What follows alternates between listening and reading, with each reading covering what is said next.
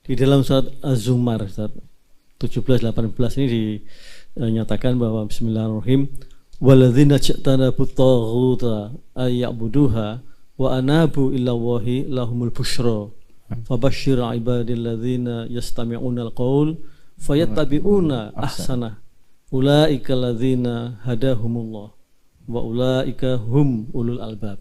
Pertanyaan saya gini Ustaz, ini yastami'una ya, kemudian fayattabi'una ini fayattabi'unal qaul ini ahsanah. Ya, hasanah. Ini pemahamannya seperti apa Ustaz? Baik. Pertama begini, kita padukan dulu supaya nggak putus ayatnya. Tidak ada manusia di dunia ini yang suci. Artinya bebas dari dosa itu nggak ada. Karena ada potensi nafsu yang akan menggiring pada kesalahan. Karena itulah sebelum manusia salah, Allah sudah turunkan sifat rahmannya berupa tawwab, penerima taubat. Itu dulu standarnya. Jadi dalam diri kita ini ada bagian yang potensinya dimanfaatkan oleh setan untuk diprovokasi, diberikan was-was. Was-was itu provokasi, halus sifatnya. Itu bisa dilihat di Quran surah keempat di ayat 118. Ya. Sudah? Kalau nanti dari sifat penyimpangan besarnya 116, 117, 118 sudah masuk di situ. Ya. Wala udillannahum wala umanniyannahum. Ada, baik. Jadi dari mulai kalimat nasiban mafruḍa, la'anahullah la'attakhidanna min ibadika nasiban mafruḍa. Setan dilaknat oleh Allah dan dia mengatakan, saya akan provokasi bagian tertentu dari diri manusia. Nah, bagian itu disebut fujur namanya. Lawannya takwa.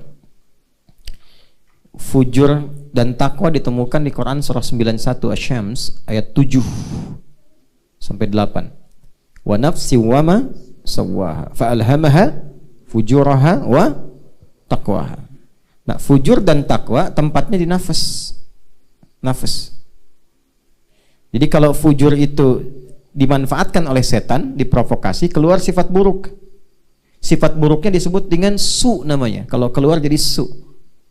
Jadi diperintahkan oleh setan, diprovokasi. Pernah nggak merasakan? Misalnya ada gini, ambil aja tuh yang di situ sendalnya bagus. Ya? Pernah nggak ada getaran? Udah bohong aja gitu. Pernah begitu? Nah, itu sedang diperintah setan. Di hati kan? Suaranya kan nggak kedengaran di telinga kan? Cuma di hati ada bisikan ya. Nah, itu ammarah namanya. Nafasnya sedang dikuasai oleh setan, diperintahkan ammarah supaya mengeluarkan su. Itu ada di Quran surah ke-12 ayat 53. Wa ma ubarri'u nafsi innan nafsa la'ammaratum bisu. Nafas ketemu su disebut nafsu. Nah, nafsu itu dari situ. Nafas ketemu su, namanya apa? Nafsu. Nah, nafsu ini dikuasai oleh setan. Wala udillannahum, kembali ke An-Nisa, aku akan sesatkan manusia, kata setan, dari nafsu itu. Wala umanniyannahum, dibikin menghayal, banyak menghayal. Lagi kerja menghayal, lagi ngecor ngayal. Ngayalin, ngecor. Wah, gimana kalau ada emas di belakang sini? Wah, udah tahu ngecor ada emas. Ya, udah ngebor macam-macam itu dimanfaatkan tuh supaya nggak fokus. Sama sholat juga bisa menghayal. Jangan dikira sholat nggak menghayal. Tadi berapa tadi yang menghayal tuh waktu dibacain? Kemana-mana pikirannya itu. Itu ada hadisnya. Sampai lupa berapa rakaat sedang menunaikan sholat. Ada. Nah, itu ada. Itu sudah janjinya setan. Kalau Quran sebutkan pasti terjadi, Pak. Puncaknya berbuat maksiat. Gitu. Maksiat itu artinya melampaui batas yang ditentukan. Batas mata memandang yang baik, dilewatin maksiat. Ya, batas telinga mendengar yang baik, dilewatin yang baiknya jadi buruk. Nah, kalau sudah melewati batas yang baik, kelewatan itu disebut dengan togo namanya. Jelas? Pelakunya disebut togin, kalau jamak disebut togut. Nah, jadi saya mulai dari togut dulu, Pak, karena di situ ada kalimat togutnya. Ya, togut itu segala yang membuat kita melampaui batas.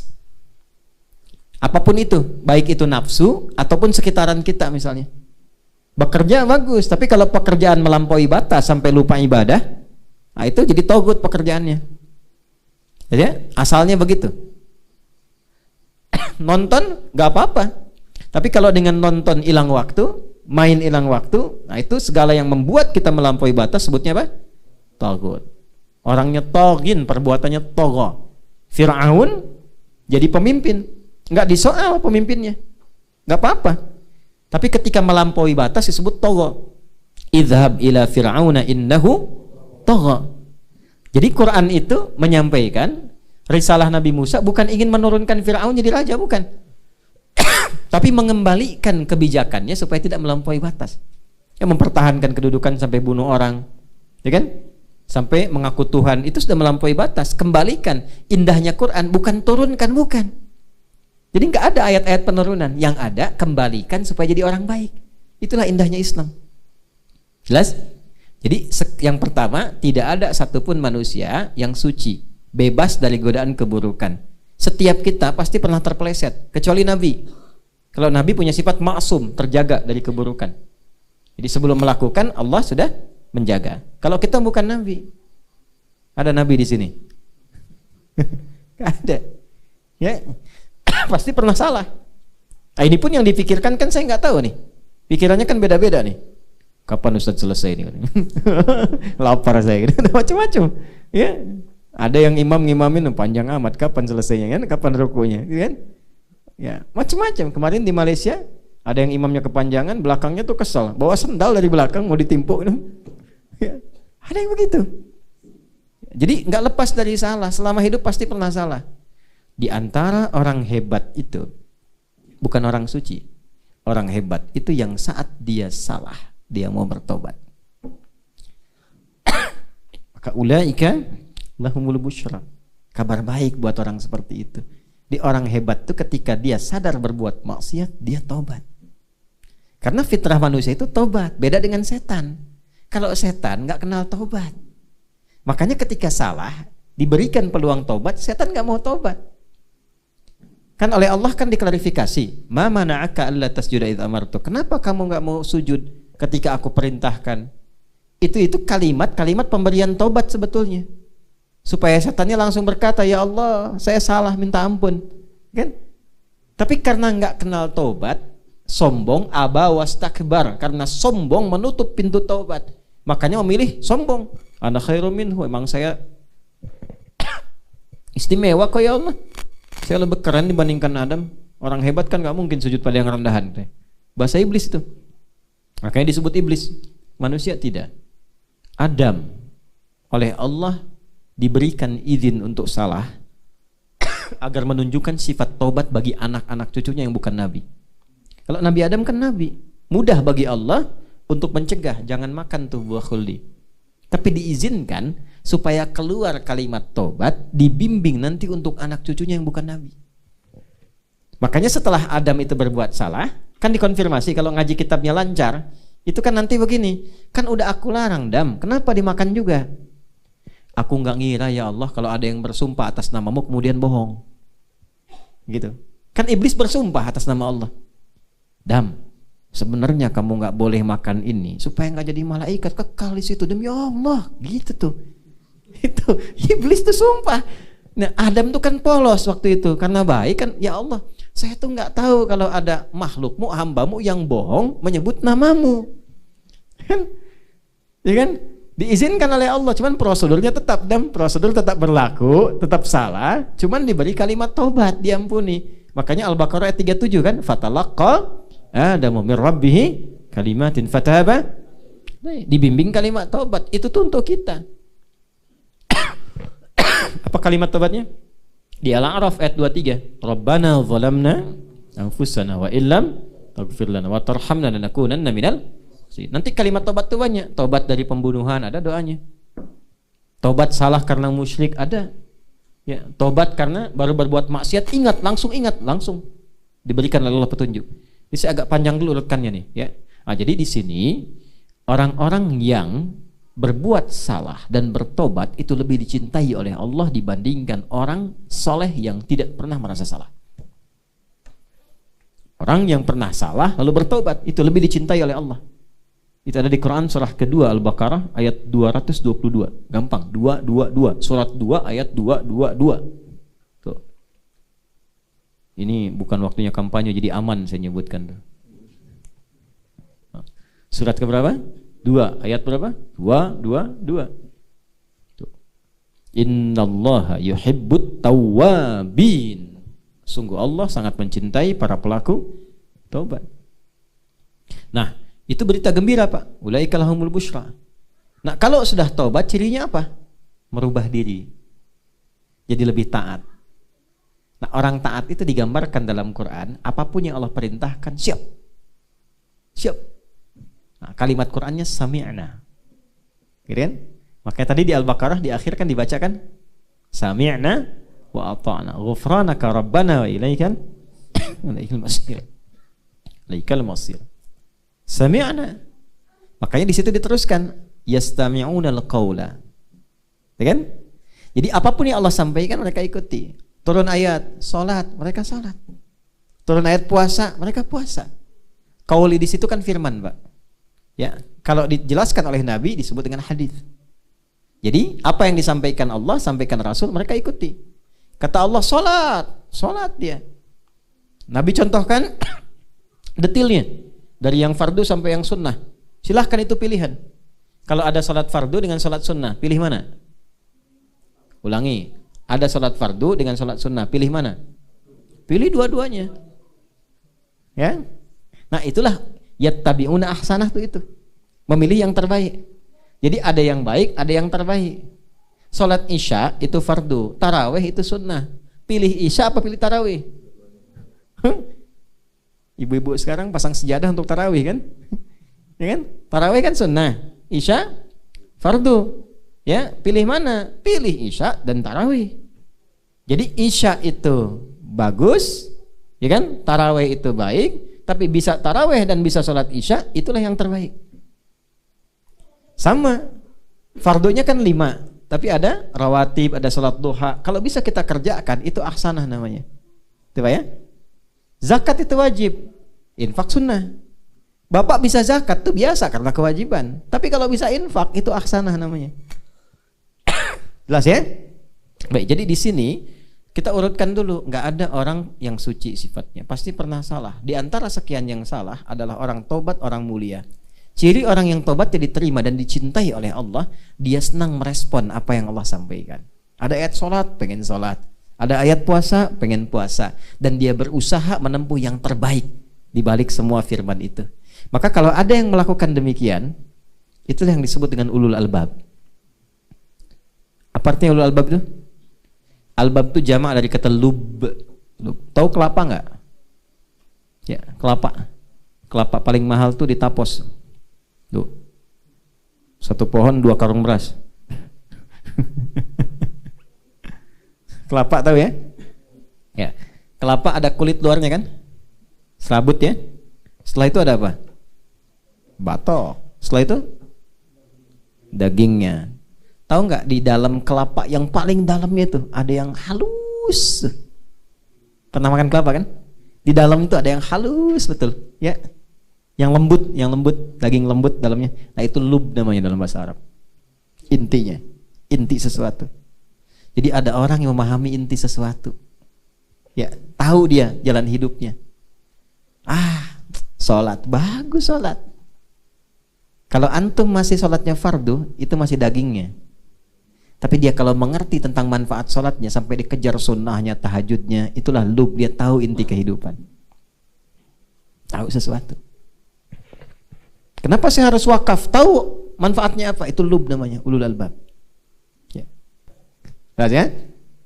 Nah, jadi kalau cuma sekedar memenuhi kewajiban sholat, nah itu baru batoknya. Ya kan? Kalau lambat-lambat serabut tuh. Ya. Tapi kalau belum dipanggil sudah datang itu ulul albab. Ya, di ulul albab itu tahu esensi kehidupan. Makanya yang diikuti ahsanah, Pak. Jadi ulul albab itu selalu ingin jadi yang terbaik. Kalau jamaah yang terbaik, kalau infak dengan harta yang terbaik. Yang terbaik itu nggak harus banyak. Ya, bagus itu termasuk yang terbaik. Anda punya 100.000 dua. Mau infak nih, lewat kotak. Kotak tuh bukan mobil-mobilan ya, kotak infak. Ya, dia bukan netet nggak begitu. Niatnya mau infak salah satunya tuh, salah satunya. Jadi ada yang 100 ribunya yang masih segar, bagus tuh. Ada yang udah lecek, the kill of the kumel. Ya kan? Megang aja kita nggak enak tuh. Yang dimasukin kotak tuh yang lecek atau yang keras? Nah itu kalau yang lecek masuk bukan ulul albab namanya. Nah, kalau yang dimasukin yang paling bagus itulah ulul albab. Yang bagusnya. Ya, dari mana taunya? Al-Baqarah 215. Yas'alunaka madza yunfiqun qul ma anfaqtum min khair. Dijawab lagi nanti di ayat 267. Wala tayammamul khabitha minhu tunfiqun. Ya, walastum bi akhidhihi illa an tughmidu fi. Kalau mau infak, mau ngasih orang, jangan yang jelek kualitas, yang Anda lihat aja nggak enak. Ya. Ini makanan kayaknya udah kurang enak, kasih aja tukang depan tuh. Kasih tukang enak aja. Kalau mau ngasih yang paling enak sama, jangan dibedain, kata Quran gitu. Itulah indahnya Islam. Yes, Pak ya.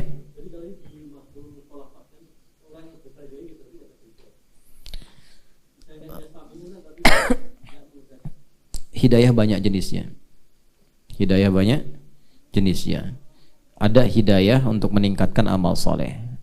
Salah satunya itu. Ada hidayah untuk taubat. Ada hidayah untuk masuk Islam. Orang belum muslim, dengar azan, Allahu Akbar, Allahu Akbar. Mana Umar? Mana Umar? Ada. Umar azan, Allahu Akbar, Allahu Akbar. Bagus amat nih azan. Penasaran. Sampai diikutin, dengerin, dicari gitu kan. Masuk Islam. Maka dia mendapatkan hidayah untuk masuk Islam. Setelah masuk Islam, dengar Hasan ngaji, pengen ngapalin Quran, belajar.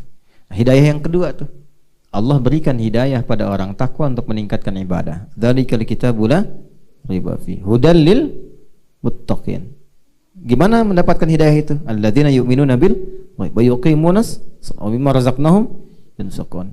Ada hidayah tobat, ayat tadi Az-Zumar. Makanya di Az-Zumar tuh banyak hidayah tobat, Pak. Sampai masuk nanti ayat 53 itu hidayah tobat semua. Ya.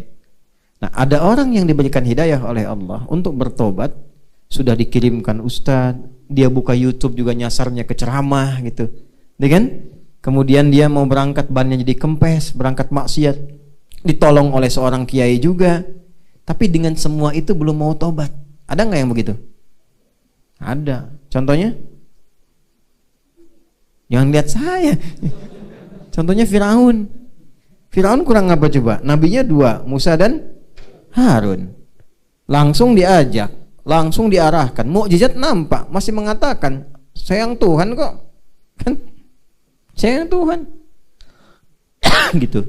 Nah, itu yang repot tuh. Nah, yang seperti itu yang mafhumul khalafahnya. Ini maksudkan. Dia sudah diberikan tapi tidak mendapatkan ya peluang-peluang yang memaksa dirinya untuk mengikuti itu semua. Nah, faktornya apa? Mafhum mukhalafahnya untuk dijauhi. Jangan sampai ada perbuatan dan sifat-sifat yang mencegah kita mendapatkan hidayah. Salah satunya kesombongan. Hati-hati, sombong itu mencegah seorang hamba untuk mendapatkan hidayah. Bukan Allah nggak kasih, Allah beri tapi mental. Ini kayak gini nih. Ini ada gelas, isinya air. Kalau dibuka semua masuk. Tuh. Tapi kalau ditutup nggak bisa masuk.